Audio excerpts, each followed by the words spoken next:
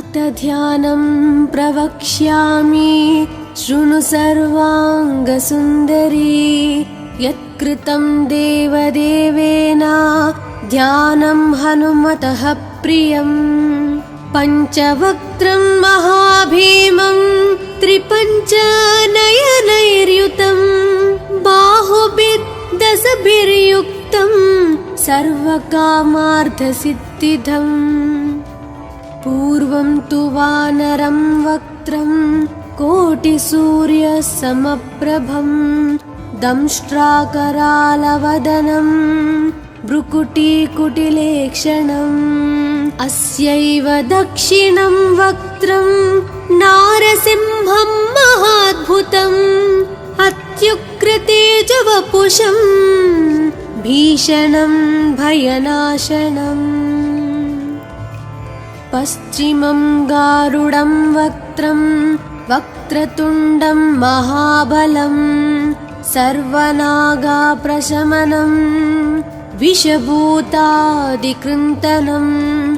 उत्तरं सौकरं वक्त्रं कृष्णं दीप्तं नभोपमं पातालसिंहवेताल ज्वररोगादिकृन्तनम्।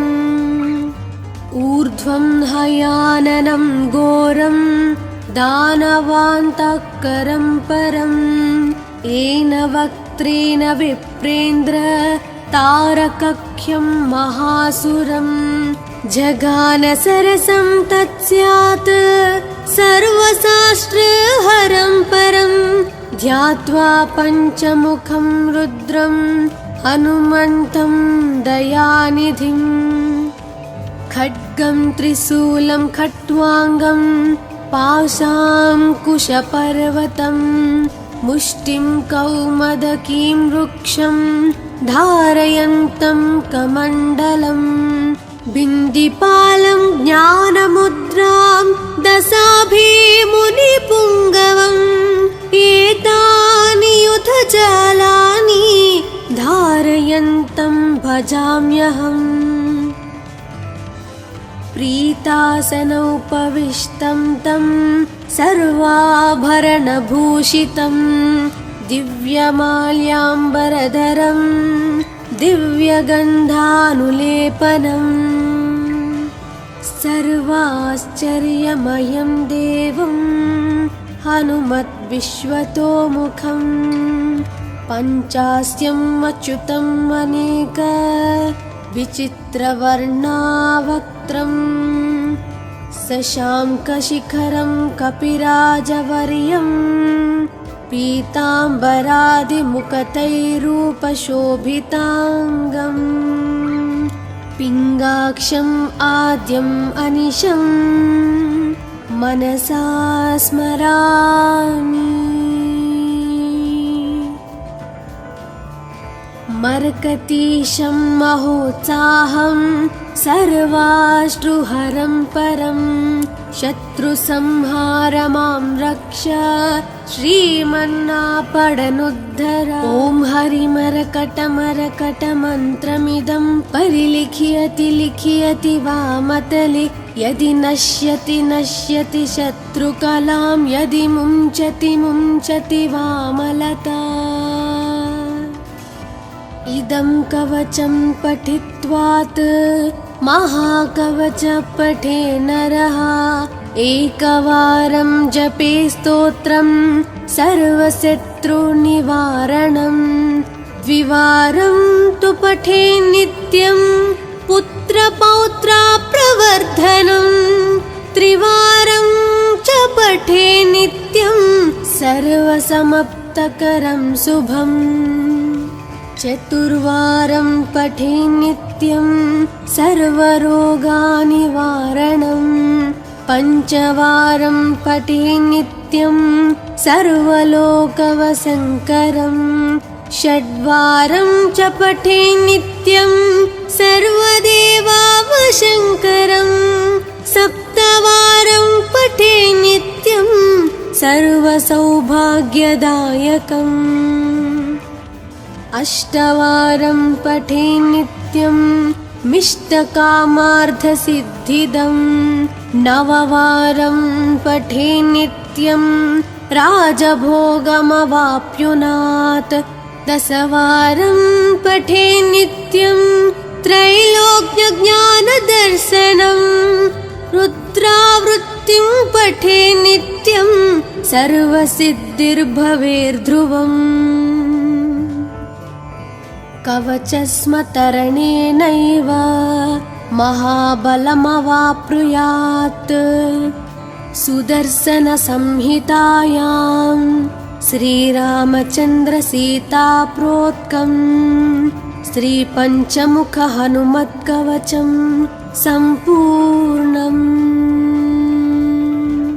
अथ ध्यानं प्रवक्ष्यामि शृणु सर्वाङ्गसुन्दरी यत्कृतं देवदेवेन ध्यानं हनुमतः प्रियं पञ्चवक्त्रं महाभीमं त्रिपञ्चनयनैर्युतं बाहुभिर्दशभिर्युक्तं सर्वकामार्थसिद्धिदम् पूर्वं तु वानरं वक्त्रं कोटिसूर्यसमप्रभं दंष्ट्राकरालवदनं भ्रुकुटीकुटिलेक्षणम् अस्यैव दक्षिणं वक्त्रं नारसिंहं महाद्भुतम् अत्युग्रतेजवपुषं भीषणं भयनाशनम् अथ ध्यानं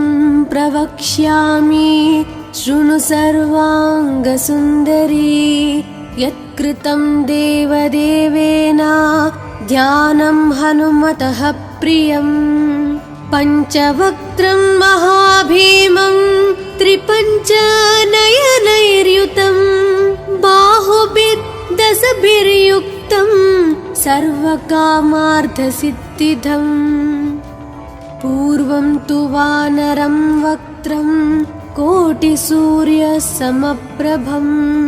दंष्ट्राकरालवदनं भ्रुकुटीकुटिलेक्षणम् अस्यैव दक्षिणं वक्त्रं नारसिंहं महाद्भुतम् अत्युग्रतेजवपुषं भीषणं भयनाशनम्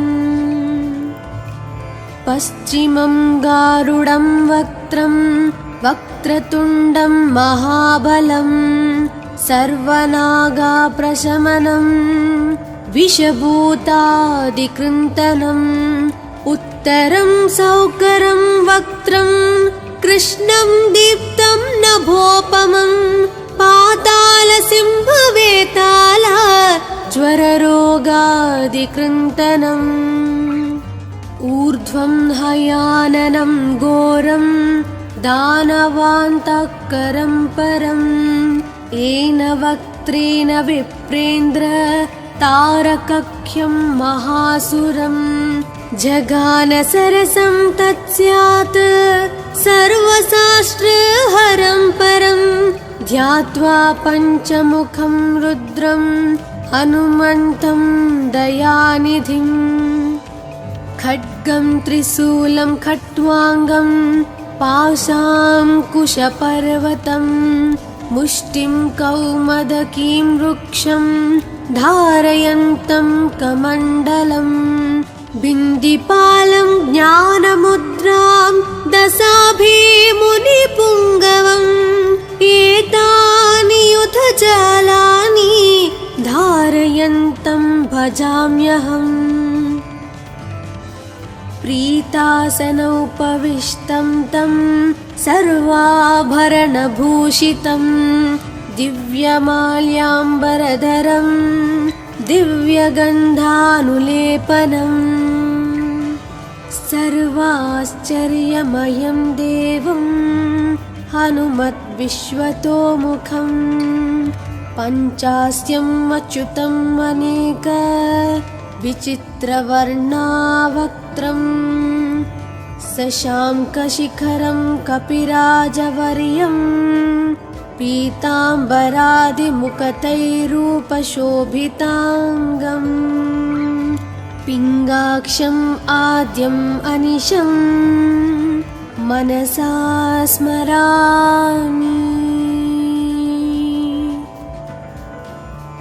मर्कतीशं महोत्साहं सर्वाश्रुहरं परं शत्रुसंहारमां रक्ष श्रीमन्नापडनुद्धर। ॐ हरिमरकटमरकटमन्त्रमिदं परिलिख्यति लिख्यति वामतले यदि नश्यति नश्यति शत्रुकलां यदि मुञ्चति मुञ्चति वामलता।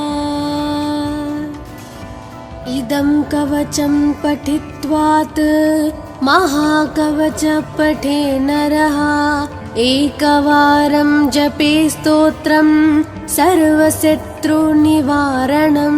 द्विवारं तु पठे नित्यं पुत्रपौत्राप्रवर्धनं। त्रिवारं च पठे नित्यं सर्वसमाप्तकरं शुभम्। चतुर्वारं पठे नित्यं सर्वरोगनिवारणं। पञ्चवारं पठे नित्यं सर्वलोकवशङ्करं। षड्वारं च पठे नित्यं सर्वदेवावशङ्करं। सप्तवारं पठे नित्यं सर्वसौभाग्यदायकम्। अष्टवारं पठे नित्यं मिष्टकामार्थसिद्धिदं। नववारं पठे नित्यं राजभोगमवाप्नुयात्। दशवारं पठे नित्यं त्रैलोक्यज्ञानदर्शनं। रुद्रावृत्तिं पठे नित्यं सर्वसिद्धिर्भवेर्ध्रुवम्। कवचस्मतरणेनैव महाबलमवाप्नुयात्।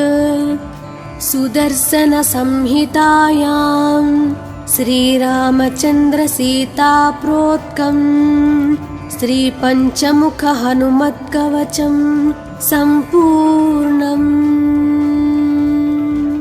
अथ ध्यानं प्रवक्ष्यामि शृणु सर्वाङ्गसुन्दरी। यत्कृतं देवदेवेन ध्यानं हनुमतः प्रियं। पञ्चवक्त्रं महाभीमं त्रिपञ्चनयनैर्युतं। बाहुभिर्दशभिर्युक्तं सर्वकामार्थसिद्धिदम्। पूर्वं तु वानरं वक्त्रं कोटिसूर्यसमप्रभं। दंष्ट्राकरालवदनं भ्रुकुटीकुटिलेक्षणम्। अस्यैव दक्षिणं वक्त्रं नारसिंहं महाद्भुतम्। अत्युग्रतेजवपुषं भीषणं भयनाशनम्। अथ ध्यानं प्रवक्ष्यामि शृणु सर्वाङ्गसुन्दरी। यत्कृतं देवदेवेन ध्यानं हनुमतः प्रियं। पञ्चवक्त्रं महाभीमं त्रिपञ्चनयनैर्युतं। बाहुभिर्दशभिर्युक्तं सर्वकामार्थसिद्धिदम्। पूर्वं तु वानरं वक्त्रं कोटिसूर्यसमप्रभं। दंष्ट्राकरालवदनं भ्रुकुटीकुटिलेक्षणम्। अस्यैव दक्षिणं वक्त्रं नारसिंहं महाद्भुतम्। अत्युग्रतेजवपुषं भीषणं भयनाशनम्। पश्चिमं गारुडं वक्त्रं वक्रतुण्डं महाबलं। सर्वनागाप्रशमनं विषभूतादिकृन्तनम्। उत्तरं सौकरं वक्त्रं कृष्णं दीप्तं नभोपमं। पातालसिंहवेताल ज्वलनं स्वररोगादिकृन्तनम् ऊर्ध्वं हयाननं घोरं दानवान्तःकरं परम् येन वक्त्रेण विप्रेन्द्र तारकख्यं महासुरम् जगान सरसं तत्स्यात् सर्वशास्त्रहरं परं ध्यात्वा पञ्चमुखं रुद्रं हनुमन्तं दयानिधिम् खड्गं त्रिशूलं खट्वाङ्गं पाशाङ्कुशपर्वतं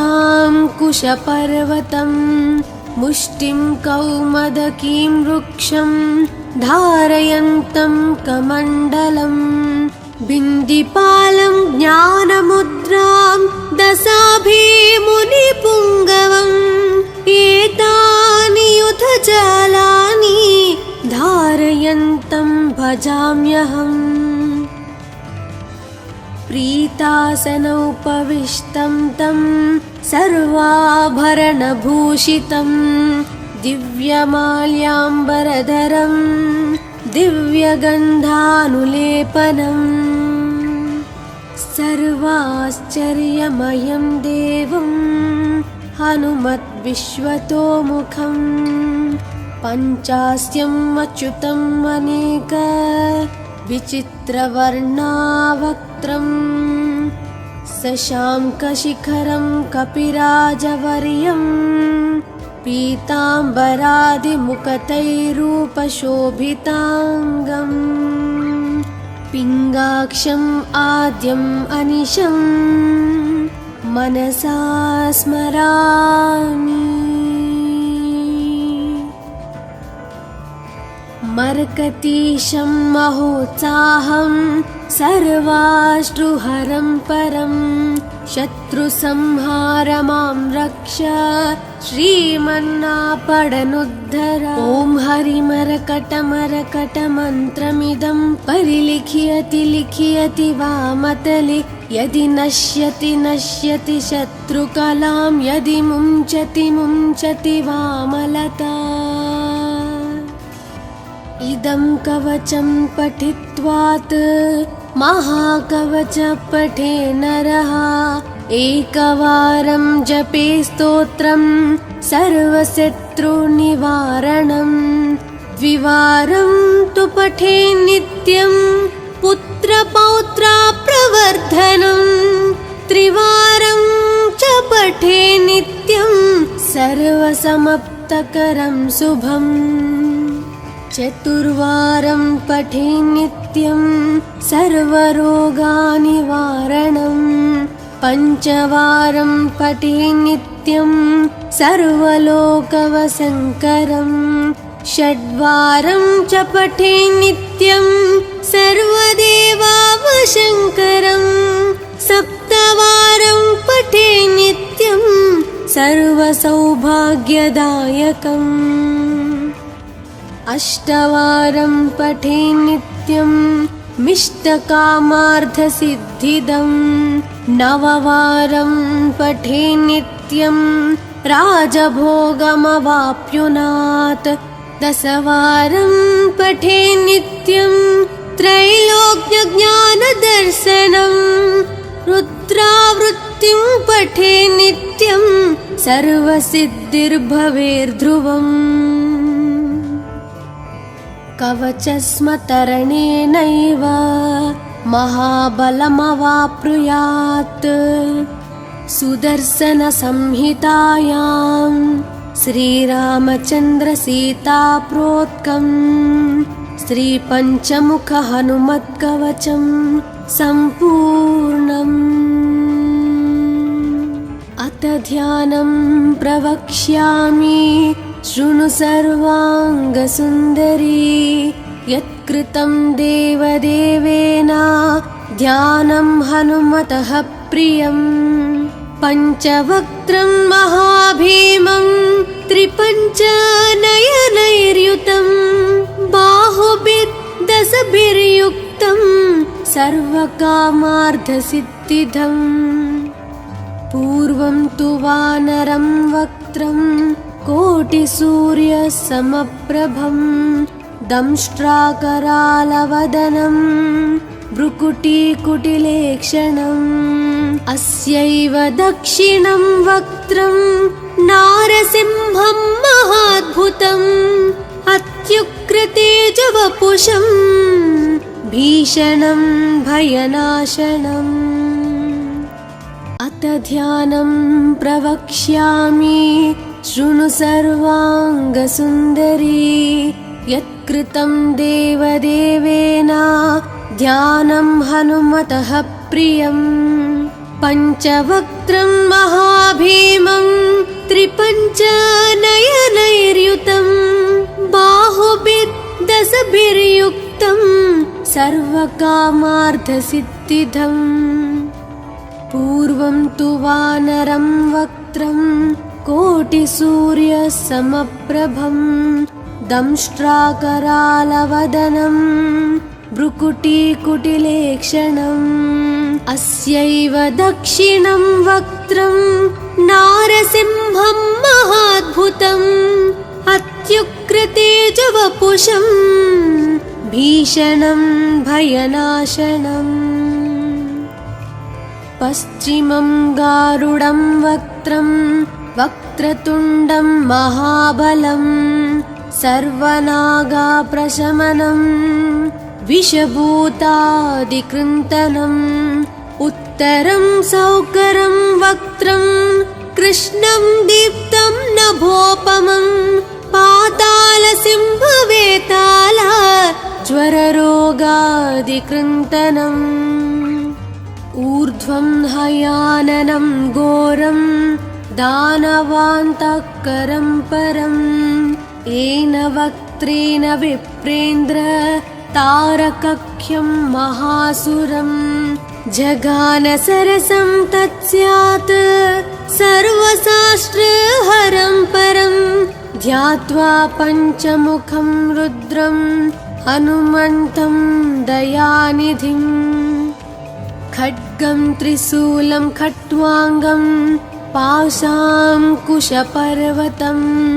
मुष्टिं कौमदकीं वृक्षं धारयन्तं कमण्डलं बिन्दिपालं ज्ञानमुद्रां दशाभिमुनिपुङ्गवम् एतानि युधजालानि धारयन्तं भजाम्यहम् प्रीतासनोपविष्टं तं सर्वाभरणभूषितं दिव्यमाल्याम्बरधरं दिव्यगन्धानुलेपनं सर्वाश्चर्यमयं देवं हनुमद्विश्वतोमुखं पञ्चास्यम् अच्युतम् अनेक विचित्रवर्णावक्त्रं शशाङ्कशिखरं कपिराजवर्यं पीताम्बरादिमुकुटैरूपशोभिताङ्गम् पिङ्गाक्षम् आद्यम् अनिशं मनसा स्मरामि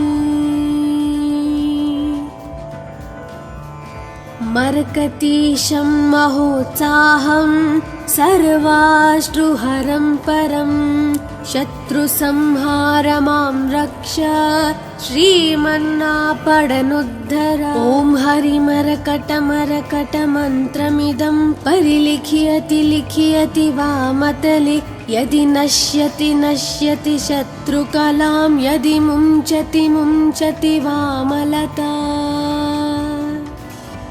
इदं कवचं पठित्वात् महाकवच पठे नरः एकवारं जपे स्तोत्रं सर्वशत्रुनिवारणं द्विवारं तु पठे नित्यं पुत्रपौत्राप्रवर्धनं त्रिवारं च पठे नित्यं सर्वसमाप्तकरं शुभम् चतुर्वारं पठे नित्यं सर्वरोगनिवारणं पञ्चवारं पठे नित्यं सर्वलोकवशङ्करं षड्वारं च पठे नित्यं सर्वदेवावशङ्करं सप्तवारं पठे नित्यं सर्वसौभाग्यदायकम्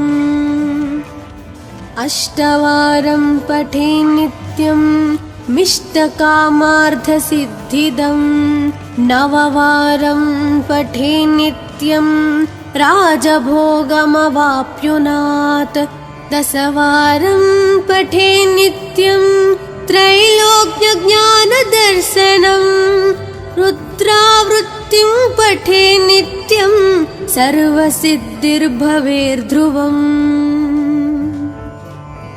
कवचस्मतरणेनैव महाबलमवाप्नुयात् सुदर्शनसंहितायां श्रीरामचन्द्रसीताप्रोक्तं श्रीपञ्चमुखहनुमत्कवचं सम्पूर्णम् अथ ध्यानं प्रवक्ष्यामि शृणु सर्वाङ्गसुन्दरी यत्कृतं देवदेवेन ध्यानं हनुमतः प्रियम् पञ्चवक्त्रं महाभीमं त्रिपञ्चनयनैर्युतं बाहुभिर्दशभिर्युक्तं सर्वकामार्थसिद्धिदम् पूर्वं तु वानरं वक्त्रं कोटिसूर्यसमप्रभं दंष्ट्राकरालवदनं भ्रुकुटीकुटिलेक्षणम् अस्यैव दक्षिणं वक्त्रं नारसिंहं महाद्भुतम् अत्युग्रतेजवपुषं भीषणं भयनाशनम् अथ ध्यानं प्रवक्ष्यामि शृणु सर्वाङ्गसुन्दरी यत्कृतं देवदेवेन ध्यानं हनुमतः प्रियम् पञ्चवक्त्रं महाभीमं त्रिपञ्चनयनैर्युतं बाहुभिर्दशभिर्युक्तं सर्वकामार्थसिद्धिदम् पूर्वं तु वानरं वक्त्रं कोटिसूर्यसमप्रभं दंष्ट्राकरालवदनं भ्रुकुटीकुटिलेक्षणम् अस्यैव दक्षिणं वक्त्रं नारसिंहं महाद्भुतम् अत्युग्रतेजवपुषं भीषणं भयनाशनम् पश्चिमं गारुडं वक्त्रं वक्रतुण्डं महाबलं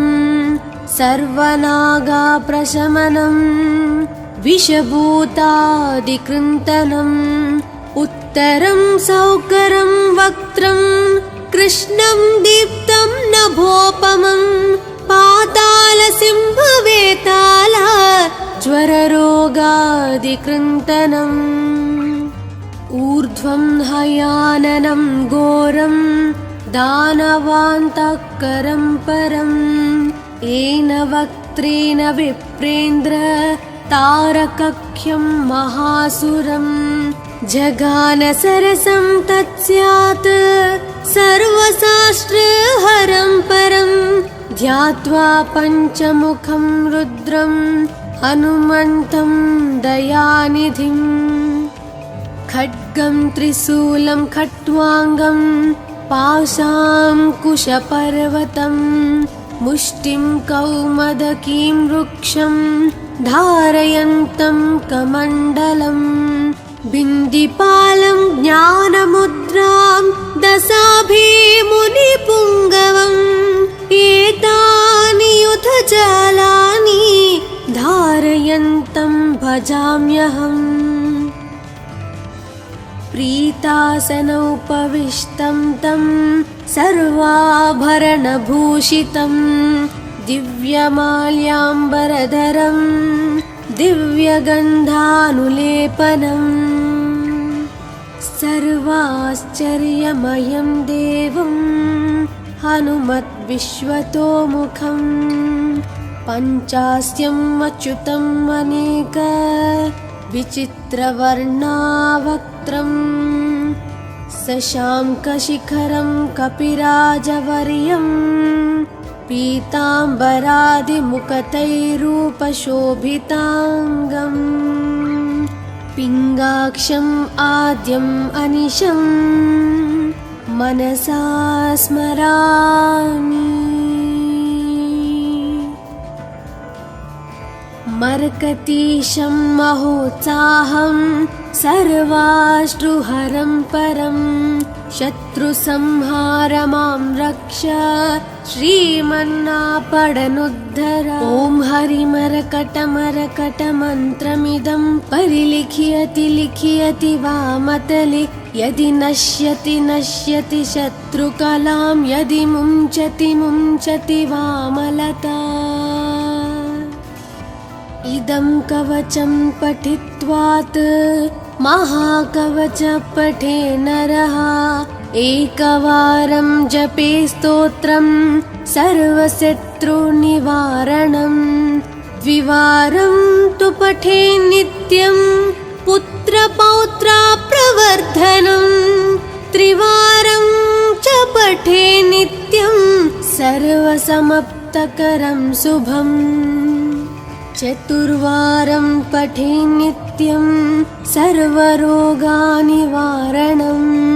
पञ्चवारं पठे नित्यं सर्वलोकवशङ्करं षड्वारं च पठे नित्यं सर्वदेवावशङ्करं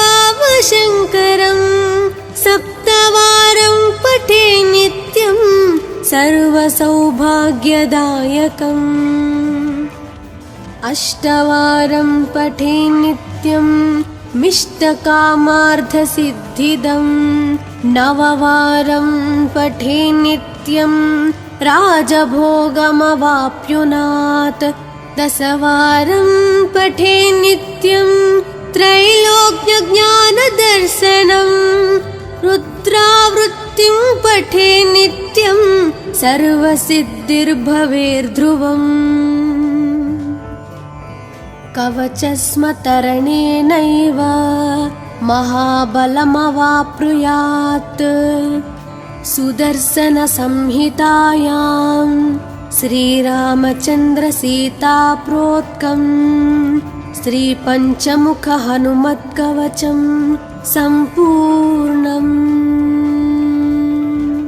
अथ ध्यानं प्रवक्ष्यामि शृणु सर्वाङ्गसुन्दरी यत्कृतं देवदेवेन ध्यानं हनुमतः प्रियं पञ्चवक्त्रं महाभीमं त्रिपञ्चनयनैर्युतं बाहुभिर्दशभिर्युक्तं सर्वकामार्थसिद्धिदम् पूर्वं तु वानरं वक्त्रं कोटिसूर्यसमप्रभं दंष्ट्राकरालवदनं भ्रुकुटीकुटिलेक्षणम् अस्यैव दक्षिणं वक्त्रं नारसिंहं महाद्भुतम् अत्युग्रतेजवपुषं भीषणं भयनाशनम्।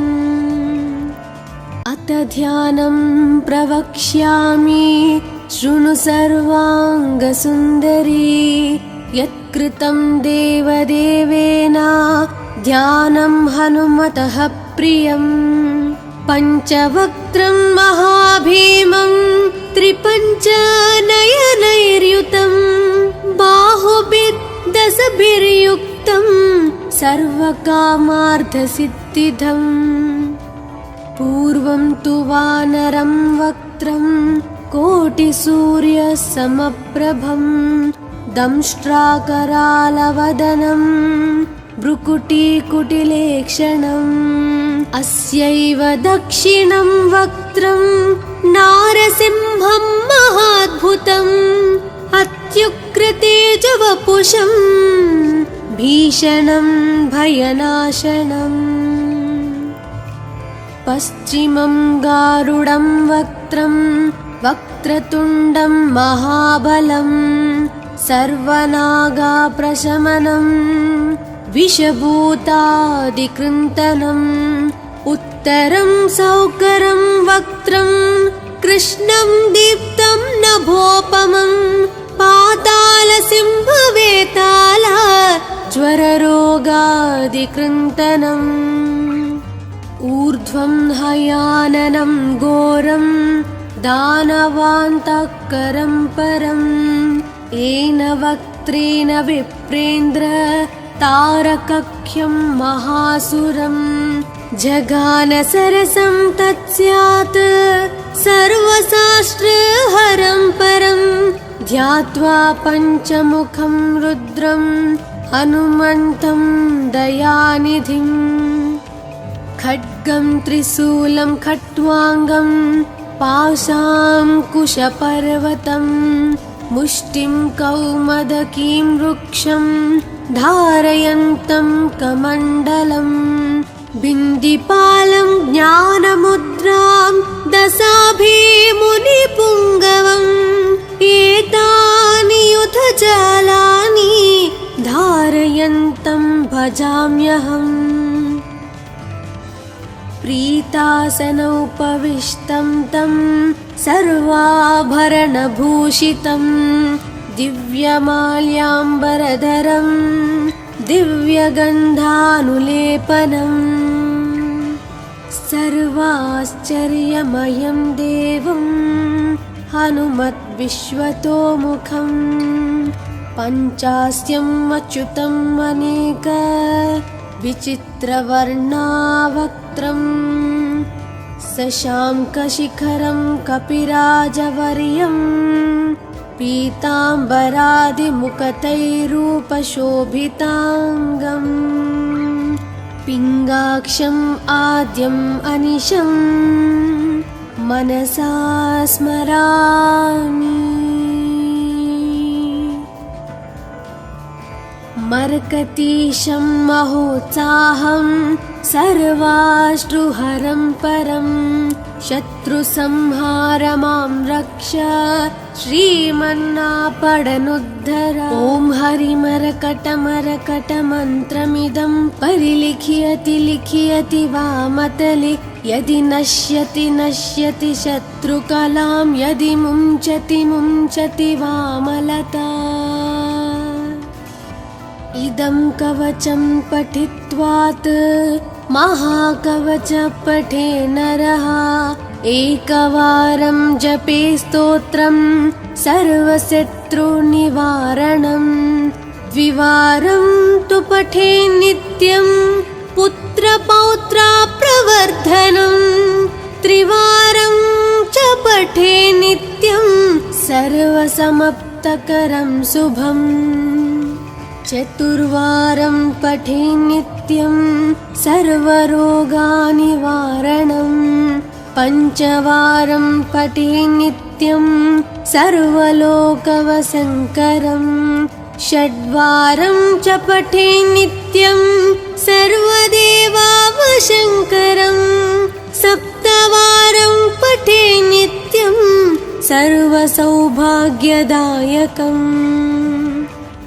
अष्टवारं पठे नित्यं मिष्टकामार्थसिद्धिदं नववारं पठे नित्यं राजभोगमवाप्नुयात् दशवारं पठे नित्यं त्रैलोक्यज्ञानदर्शनं रुद्रावृत्तिं पठे नित्यं सर्वसिद्धिर्भवेर्ध्रुवम् कवचस्मतरणेनैव महाबलमवाप्नुयात् सुदर्शनसंहितायां श्रीरामचन्द्रसीताप्रोक्तं श्रीपञ्चमुखहनुमत्कवचं सम्पूर्णम् अथ ध्यानं प्रवक्ष्यामि शृणु सर्वाङ्गसुन्दरी यत्कृतं देवदेवेन ध्यानं हनुमतः प्रियम् पञ्चवक्त्रं महाभीमं त्रिपञ्चनयनैर्युतं बाहुभिर्दशभिर्युक्तं सर्वकामार्थसिद्धिदम् पूर्वं तु वानरं वक्त्रं कोटिसूर्यसमप्रभं दंष्ट्राकरालवदनं भ्रुकुटीकुटिलेक्षणम् अस्यैव दक्षिणं वक्त्रं नारसिंहं महाद्भुतम् अत्युग्रतेजवपुषं भीषणं भयनाशनम् अथ ध्यानं प्रवक्ष्यामि शृणु सर्वाङ्गसुन्दरी यत्कृतं देवदेवेन ध्यानं हनुमतः प्रियम् पञ्चवक्त्रं महाभीमं त्रिपञ्चनयनैर्युतं बाहुभिर्दशभिर्युक्तं सर्वकामार्थसिद्धिदम् पूर्वं तु वानरं वक्त्रं कोटिसूर्यसमप्रभं दंष्ट्राकरालवदनं भ्रुकुटीकुटिलेक्षणम् अस्यैव दक्षिणं वक्त्रं नारसिंहं महाद्भुतम् अत्युग्रतेजवपुषं भीषणं भयनाशनम् पश्चिमं गारुडं वक्त्रं वक्रतुण्डं महाबलं सर्वनागाप्रशमनं विषभूतादिकृन्तनम् उत्तरं सौकरं वक्त्रं कृष्णं दीप्तं नभोपमं पातालसिंहवेताला ज्वररोगादिकृन्तनम् ऊर्ध्वं हयाननं घोरं दानवान्तःकरं परम् येन वक्त्रेण विप्रेन्द्र तारकख्यं महासुरं जगानसरसं तत्स्यात् सर्वशास्त्रहरं परं ध्यात्वा पञ्चमुखं रुद्रं हनुमन्तं दयानिधिम् खड्गं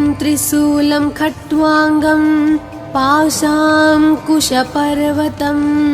मुष्टिं कौमदकीं वृक्षं धारयन्तं कमण्डलं बिन्दिपालं ज्ञानमुद्रां दशाभिमुनिपुङ्गवम् एतानि युधजालानि धारयन्तं भजाम्यहम् प्रीतासनोपविष्टं तं सर्वाभरणभूषितं दिव्यमाल्याम्बरधरं दिव्यगन्धानुलेपनम् सर्वाश्चर्यमयं देवं हनुमद्विश्वतोमुखं पञ्चास्यम् अच्युतम् अनेक विचित्रवर्णावक्त्रं शशाङ्कशिखरं कपिराजवर्यं पीताम्बरादिमुखतैरूपशोभिताङ्गम् पिङ्गाक्षम् आद्यम् अनिशं मनसा स्मरामि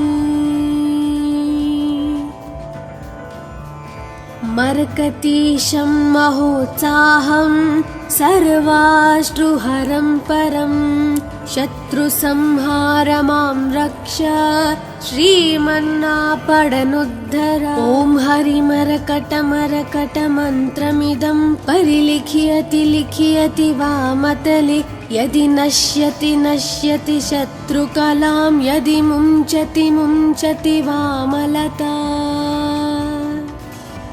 इदं कवचं पठित्वात् महाकवच पठे नरः एकवारं जपे स्तोत्रं सर्वशत्रुनिवारणं द्विवारं तु पठे नित्यं पुत्रपौत्राप्रवर्धनं त्रिवारं च पठे नित्यं सर्वसमप्तकरं शुभम् चतुर्वारं पठे नित्यं सर्वरोगानिवारणम् पञ्चवारं पठे नित्यं सर्वलोकवशङ्करम् षड्वारं च